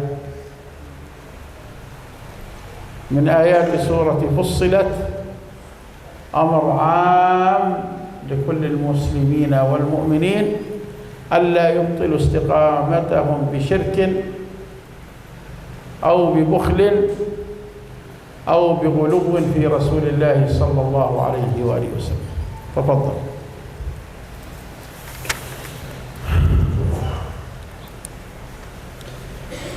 Di antara kesempurnaan istiqamah adalah istiqamah di atas wahyu atau di atas sunnah Rasul sallallahu alaihi wasallam. Kalau tadi yang kita baca di ayat yang sebelumnya khitab kepada Nabi sallallahu alaihi wasallam dan kepada pengikut Nabi. Di sini di ayat yang nanti akan kita bacakan atau yang telah dibacakan oleh Syekh Hafizahullah taala, Allah Subhanahu wa taala memberikan atau menyampaikan ayat ini langsung kepada kita. Allah Subhanahu wa taala berfirman, "Fastaqimu ilaihi." Maka istiqomahlah kalian. Kalimat ini ada kalimat pembuka sebelumnya yang disebut dengan as-sibaq. Ada kalimat setelahnya yang disebut dengan as-siyaq. Jadi sebelumnya kalau di dalam istilah bahasa Arab disebut dengan sibaq, kalimat pembuka atau kalimat yang mendahului. Kemudian ada kalimat yang setelahnya yang disebut dengan as-siyaq, konteks yang menjelaskan setelahnya.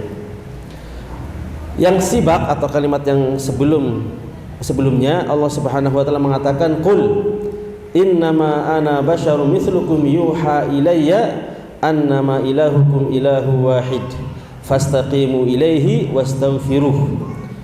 Qul, katakanlah wahai Muhammad, sesungguhnya saya adalah manusia seperti kalian yang Allah telah memberikan wahyu kepadaku bahwasanya tidak ada ilah yang berhak diibadahi dengan benar kecuali Allah Subhanahu wa taala, ilah yang satu.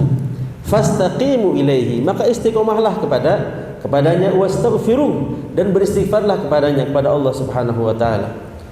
Wa wailul lil musyrikin alladzina la yu'tuna zakah wa hum bil akhirati hum kafirun. Ini sibaknya fastaqimu ilaihi wastaghfiruh wa wailul lil musyrikin, dan kecelakaanlah bagi orang-orang musyrikin yang mereka di antara sifat orang-orang musyrik la yu'tuna zakah, mereka tidak menunaikan zakat, wa hum bil akhirati hum kafirun, dan mereka kufur, ingkar terhadap akhirat.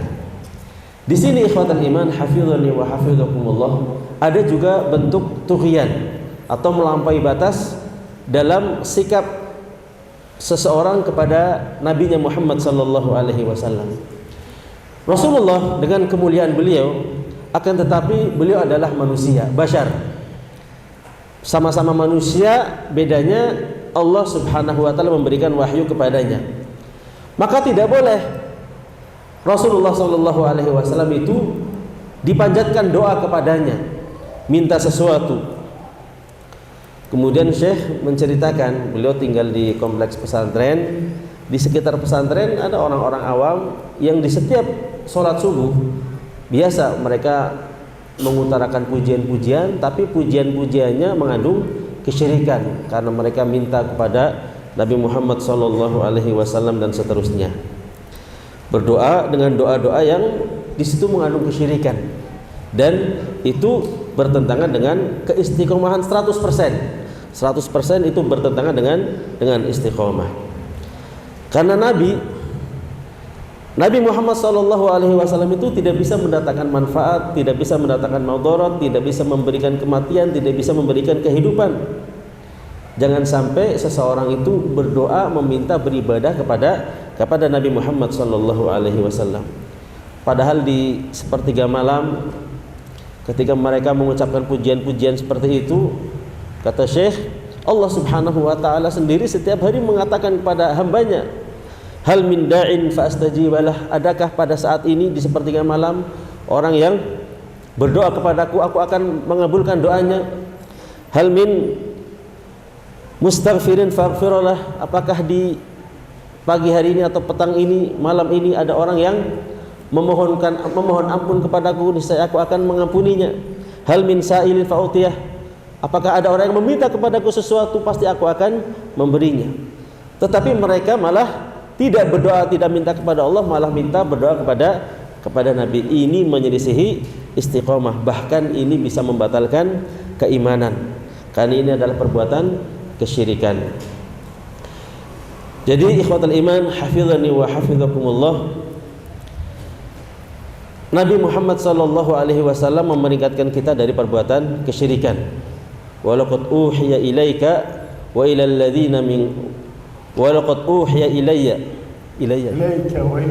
walaqad uhiya ilaika wa ilal ladzina min qablika la in asyrakta la yahbatanna amaluka wa la takunanna minal khasirin. Sebuah ayat ini ancaman kepada Rasul sallallahu alaihi wasallam, telah diwahyukan kepada engkau dan kepada nabi sebelummu, jika engkau melakukan perbuatan syirik wahai Muhammad, ini khitabnya kepada Nabi Muhammad, niscaya amalmu semuanya akan runtuh, akan batal, akan hilang, dan engkau termasuk akan menjadi orang-orang yang merugi. Ini kepada Nabi Muhammad sallallahu alaihi wasallam. Bagaimana kepada kita? Maka di sini Allah Subhanahu wa taala memerintahkan kita untuk tidak ghulu, tidak berlebihan dan tidak melampaui batas di dalam menyikapi Rasulullah sallallahu alaihi wasallam. Kata Allah, fastaqimu ilaihi wastaghfiruhu.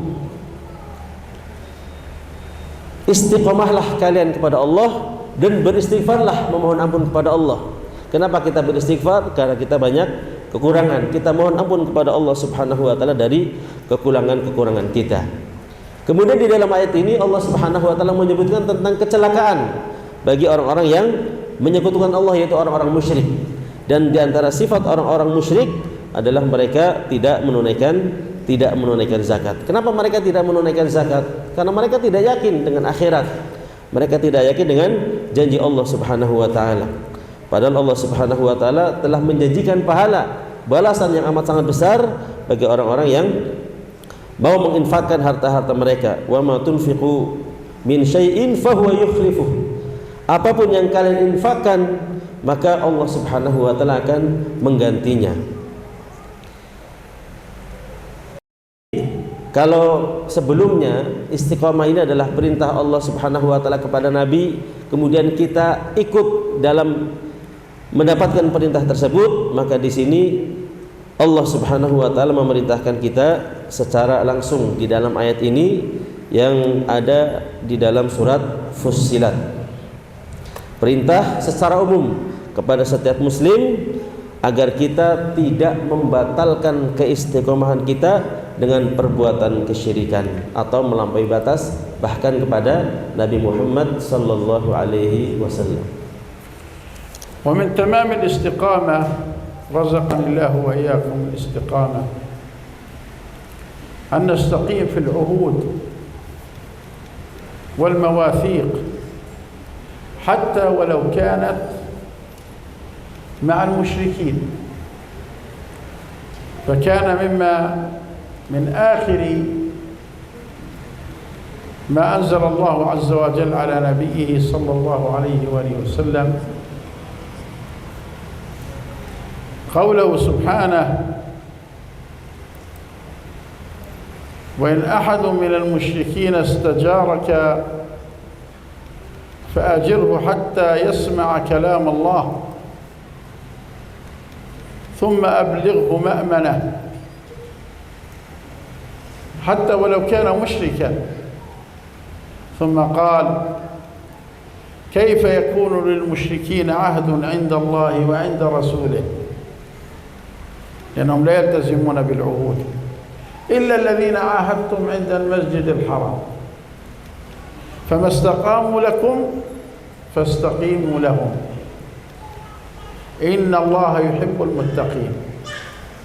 فالاستقامة حتى للمشركين إن استقاموا لنا استقامة واجبة، وهي عنوان من عناوين التقوى، والله يحب من عباده هذه التقوى، أن يستقيموا على العهود والمواثيق لمن يستقيم لهم على العهود والمواثيق،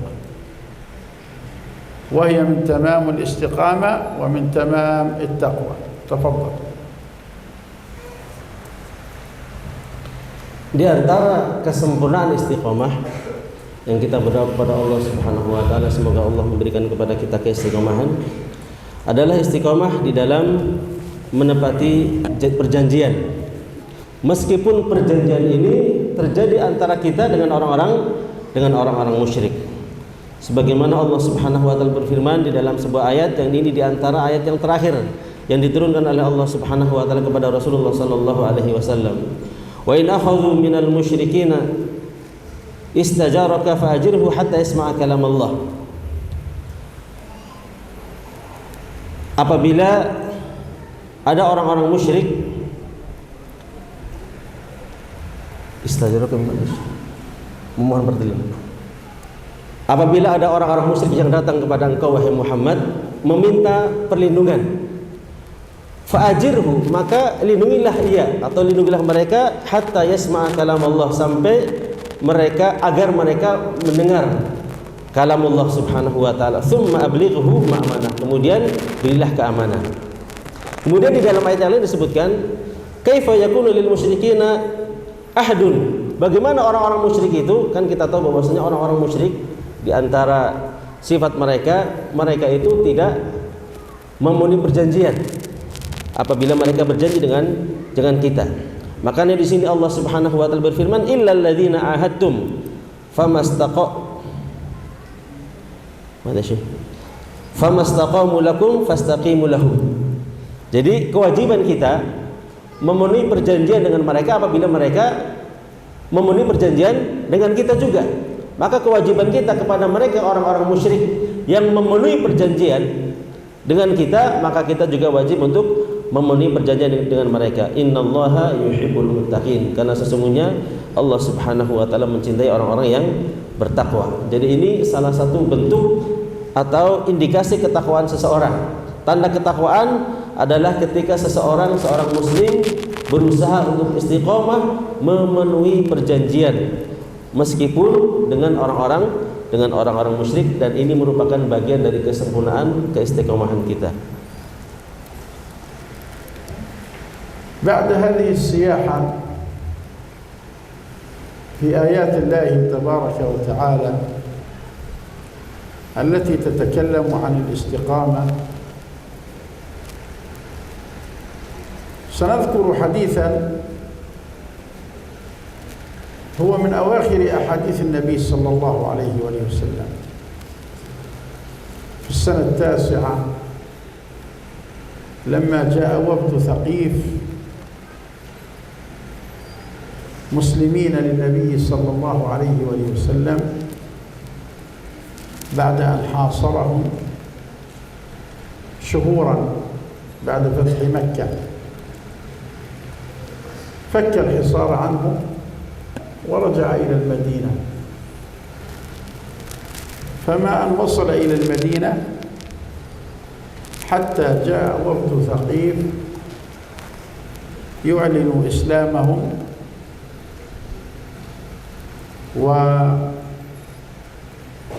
ويترك الشرك والأوثان. وكان فيهم صحابي جليل اسمه سفيان ابن عبد الله الثقفي، فانتهز الفرصة أنه عند رسول الله صلى الله عليه وسلم، فقال: يا رسول الله، دلني على عمل في الإسلام لا أسأل عنه أحدا غيرك. والنبي صلى الله عليه وآله وسلم أوتي جوامع الكلم، كان يحب أن يقول الكلام المختصر المفيد، خير الكلام ما قل ودل. فقال له كلمتين: قل آمنت بالله ثم استقم. قل، هو سأل عن قول يقوله، فقال له: قل آمنت بالله، كلمتين، ثم استقم، أي على أمر الله تبارك وتعالى.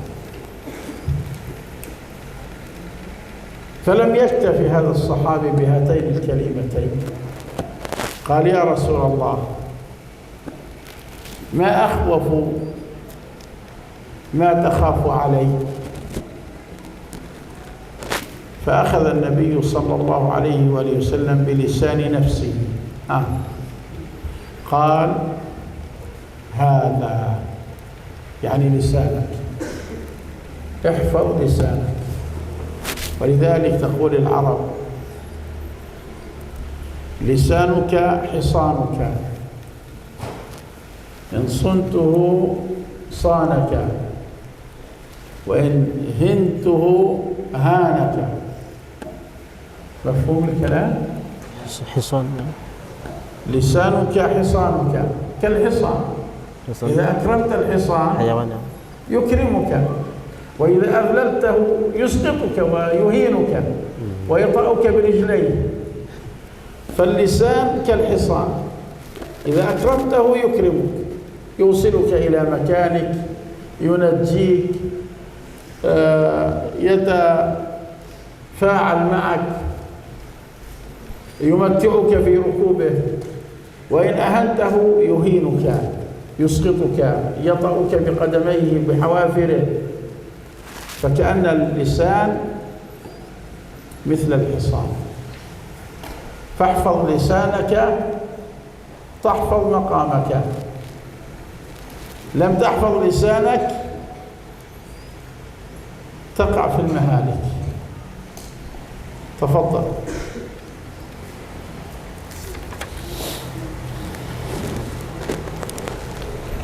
Setelah kita jauh berjalan-jalan membahas tentang ayat-ayat Allah Subhanahu wa taala yang membahas tentang istiqamah, Syekh hafizahullah taala kemudian menyebutkan satu hadis. Dan ini termasuk hadis yang terakhir diucapkan atau di antara hadis-hadis terakhir dari Rasulullah sallallahu alaihi wasallam. Karena hadis ini diucapkan oleh beliau di tahun ke-9 Hijriah ketika datang utusan dari Thaqif datang kepada Nabi sallallahu alaihi wasallam menyerahkan diri dan memproklamirkan keimanan mereka. Setelah sebelumnya mereka telah dikepung oleh kaum muslimin dan Rasulullah sallallahu alaihi wasallam selama beberapa bulan, tepatnya ketika Fathu Mekah atau setelah Fathu Mekah. Kemudian setelah beberapa bulan mereka diembargo, Rasulullah sallallahu alaihi wasallam menyelesaikan embargo tersebut dan Rasulullah kembali ke Madinah. Ketika Rasulullah sallallahu alaihi wasallam belum lama sampai ke Madinah, ternyata utusan dari Thaqif datang menyusul Nabi Muhammad sallallahu alaihi wasallam dan mereka mengumumkan bahwasannya mereka masuk ke dalam Islam dan mereka mau meninggalkan kesyirikan, meninggalkan peribadatan kepada berhala-berhala. Di antara mereka utusan Tsaqif ini ada seorang sahabat yang mulia bernama Sufyan bin Abdullah Ats-Tsaqafi radhiyallahu anhu. Sahabat ini mau mempergunakan kesempatan bertemu dengan Rasulullah, maka beliau bertanya kepada Rasulullah sallallahu alaihi wasallam. Sufyan berkata, "Wahai Rasulullah, ya Rasulullah, dullani ala amalin fil Islam la as'alu an ahadin ghairak." Wahai Rasulullah, tunjukkanlah kepadaku tentang satu amalan di dalam Islam yang aku tidak perlu bertanya lagi kepada seorang pun selainmu. Dan Rasulullah alaihissalatu wassalam, beliau itu diberi mukjizat oleh Allah Subhanahu wa taala dengan jawami'ul kalim. Jawami'ul kalim itu artinya adalah kalimat-kalimat yang pendek, ringkas tapi memiliki makna yang sangat luas. Dan Rasulullah suka untuk mempergunakan kalimat-kalimat yang singkat akan tetapi faedahnya sangat besar. Sebagaimana disebutkan khairul kalam ma qalla wa dalla. Sebaik-baik ucapan adalah yang sedikit tapi menunjukkan makna yang dalam. Apa jawaban Rasulullah sallallahu alaihi wasallam dengan dua kalimat? Beliau mengatakan, "Qul amantu billah tsumma istaqim." Katakanlah wahai Sufyan, aku beriman kepada Allah. Dan kalimat kedua, tsumma istaqim. Kemudian berusahalah untuk istiqomah. Istiqomah di atas apa? Istiqomah di atas ketaatan kepada Allah Subhanahu wa taala. Mendengar jawaban ini, Sufyan merasa kurang. Maka Sufyan kemudian bertanya lagi. Kata Sufyan, "Wahai Rasulullah, ma akhwafu ma takhafu alayya?" Apakah ada sesuatu yang paling engkau takutkan terhadap diriku agar aku tidak terjatuh kepada kesalahan? Apa yang paling engkau takutkan atas diriku? Kata Rasulullah sallallahu alaihi wasallam sambil beliau memegang lisan beliau dan mengatakan, hadza, ini lisan ini yang paling aku takutkan engkau tergelincir di dalam menggunakannya. Maksudnya adalah ihfaz lisanak, jadi jagalah lisanmu. Sebagaimana disebutkan ada perkataan orang-orang Arab, lisanuka hisanuka, lisan kamu itu ibarat kudamu. Jika engkau menjaganya, jika engkau memuliakannya, maka kuda itu akan memuliakanmu. Tapi jika engkau menghinakannya, kuda itu juga akan menghinakanmu. Jadi kata beliau hafizahullahu taala, lisan kita ini seperti seekor kuda. Kalau kita punya kuda, kemudian kita memberi makan, kita memuliakan dia, maka dia akan bermanfaat untuk kita. Dia akan memuliakan kita. Kita bisa menungganginya, dia akan menyampaikan kita ke manapun kita mau dan seterusnya. Tapi kalau kita menghinakan dia, tidak memperhatikannya, dia juga akan menghinakan kita. Bahkan kita bisa dicelakai oleh kakinya dan seterusnya. Maka di sini kita mendapatkan satu nasihat di antara bentuk keistiqomahan adalah kita berusaha untuk menjaga lisan kita. Karena kalau kita tidak menjaga lisan, maka kita akan terjatuh pada kehancuran.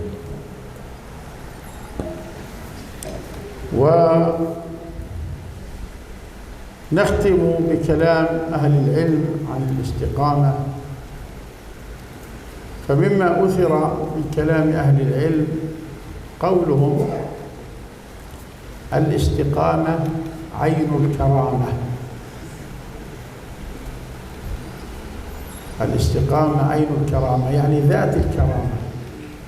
ويقصدون بالكرامة كثير من الناس يبحث عن الكرامات. الكرامات هي خوارق العادات للأولياء، كما أنها خوارق العادات للأنبياء تسمى معجزات. فإذا صار خوارق عادات لغير الأنبياء تسمى كرامات. كان يمشي الإنسان مثلا على الماء أو يطير في الهواء، فهذه كرامة لأنها خارقة للعادة. فبعض الناس يظن أن الكرامات يستطيع أن يحصلها باجتهاده، الكرامات لا تكون إلا من الله عز وجل يكرم بها من شاء من عباده. فقال أهل العلم الذي يبحث عن الكرامات أفضل الكرامات وأصل الكرامات الاستقامة، ولذلك لخصوها بكلمتين أو بثلاثة: الاستقامة عين الكرامة، تستقيم على أمر الله خير لك من أن تطير في الهواء أو تمشي على الماء أو تدخل النار فلا تحترق أو تجلس على متفجرات فلا تنفجر أو غير ذلك من خوارق العادة. استقم على أمر الله فهذا خير لك من كل هذه الأشياء التي ذكرناها مما يسعى إليها الناس، قد يدركوها وقد لا يدركوها. أما الاستقامة إذا سعوا إليها لا بد وأن يدركوها. تفضل. Di antara penutup yang beliau sampaikan berkenaan dengan pembahasan tentang karomah, beliau menyampaikan satu ucapan dari ahli ilmu terkait dengan istiqomah. Sebagian ulama salaf mengatakan bahwasanya al-istiqomah ainul karomah, bahwasanya karomah yang sebenarnya adalah dengan seseorang bisa istiqomah. Karomah sejati adalah istiqomah. Sebagian orang itu mencari cara bagaimana mendapatkan karomah.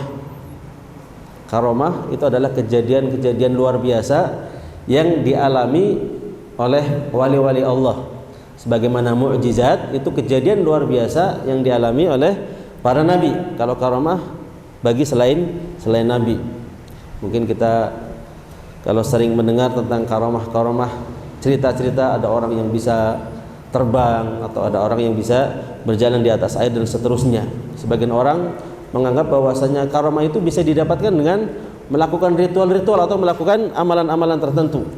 Padahal sebenarnya karomah ini datang dari Allah Subhanahu wa taala sebagai hadiah bagi para wali Allah. Nah, para ulama salaf rahimahumullah, mereka ingin mengingatkan kepada kita bahwasanya karomah yang sejati, karomah yang sebenarnya adalah ketika seseorang itu bisa istiqomah di atas perintah Allah, istiqomah di atas ketaatan kepada Allah Subhanahu wa taala. Ini makna al-istiqomah ainul karamah. Ketika seseorang itu mencari-cari cara bagaimana seseorang itu bisa terbang misalnya, atau bisa berjalan di atas air, bisa tidak terbakar, atau ketika seseorang menduduki bom tapi bomnya tidak meledak, dan hal-hal lain yang menurut mereka ini adalah karomah, maka ketahuilah bahwasanya istiqomah di atas ketaatan kepada Allah Subhanahu wa taala itu jauh lebih mulia, jauh lebih utama daripada perkara-perkara yang disebutkan tadi. Mereka mungkin ketika mencari cara untuk bisa seperti itu, padahal itu sebenarnya bukan karomah, bisa jadi mereka dapatkan, bisa jadi tidak. Tetapi ketika seseorang bisa berusaha untuk istiqomah dan dia bisa istiqomah, maka dia pasti mendapatkan karomah tersebut. Wa nakhdimu bi kitab al-istiqamah li Syekh al-Islam Abu Abbas Taqiyuddin Ahmad bin Abdul Halim ibn Abdul Salam ibn Taymiyah الدمشقي المتوفى رحمه الله تعالى سنة 28 و700. وقد كتب كتابا حول الاستقامة مستندا إلى الآيات التي ذكرناها والحديث وأقوال أهل العلم في مجلدتين في أكثر من 700 صفحة، في فصول عديدة، وهو من أمتع الكتب لمن يريد الاستقامة أن يطلع عليه وأن يقرأ فيه، فهو عامر بآيات الكتاب الكتاب الكريم وأحاديث النبي صلى الله عليه وسلم وآثار الصحابة والتابعين وأقوال أهل العلم في وجوب الاستقامة وما ينقضها وما يخالفها وما ينتقص منها. رزقنا الله وإياكم الاستقامة في علمنا وفي عبادتنا وفيما نحب وفيما نكره. نسأله تبارك وتعالى أن يهدينا وإياكم الصراط المستقيم صراط الذين أنعم عليهم غير صراط المغضوب عليهم وغير صراط الضالين. وجنبني وإياكم سبيل المشركين والحمد لله رب العالمين. وصلى الله وسلم وبارك على خير خلقه محمد وعلى آله وأصحابه أجمعين. سبحانك اللهم وبحمدك أشهد أن لا إله إلا أنت نستغفرك ونتوب إليك. حتى يؤمن محمد. Yang terakhir, beliau menutup kajian kita tentang istiqomah menceritakan salah satu kitab yang ditulis oleh seorang ulama yang sangat besar, Syekhul Islam Ibnu Taimiyah Ad-Dimashqi rahimahullahu taala, yang wafat di tahun 822 Hijriah. Beliau menulis satu kitab yang menjelaskan tentang istiqomah, yang beliau istimbatkan atau beliau landaskan pada ayat-ayat Allah Subhanahu wa taala, hadis-hadis Rasulullah sallallahu alaihi wasallam, perkataan para ulama salaf dan seterusnya. Ada 2 jilid, satu jilidnya sekitar lebih dari 100 halaman. Di situ beliau menjelaskan banyak hal. Dan ini kata Syekh hafizahullah taala, di antara buku yang paling nikmat untuk dibaca, yang paling mengasyikkan untuk kita baca bagi kita yang ingin mendalami dan ingin mengetahui tentang istiqomah. Kalau kita membaca buku ini, maka kita akan mendapati ayat-ayat Allah Subhanahu wa taala, hadis-hadis Rasul sallallahu alaihi wasallam, perkataan-perkataan para ulama salaful ummah terkait dengan istiqomah. Kita akan mendapatkannya dengan secara terperinci. Sebagaimana di sini disebutkan tentang kewajiban istiqomah, tentang apa yang bisa membatalkan istiqomah, apa yang bisa mengurangi keistiqomahan seseorang. Yang kita berdoa semoga Allah Subhanahu wa taala memberikan karunia kepada kita dan kepada antum semua agar kita bisa istiqomah. Istiqomah di atas dalam ilmu kita, istiqomah dalam ibadah kita, dan semoga Allah Subhanahu wa taala memberikan hidayah kepada kita agar kita bisa meniti jalan yang lurus. Jalannya orang-orang yang telah diberi nikmat oleh Allah Subhanahu wa taala, bukan jalannya orang-orang yang dimurkai oleh Allah, bukan pula jalannya orang-orang yang sesat.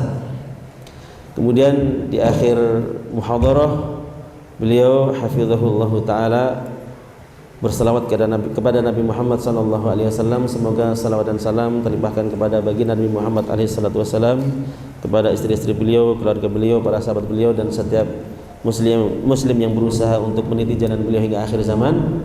Dan beliau tutup dengan doa kafaratul majlis, subhanakallahumma wa bihamdika asyhadu an la ilaha illa anta astaghfiruka wa atubu ilaik. Assalamualaikum warahmatullahi wabarakatuh.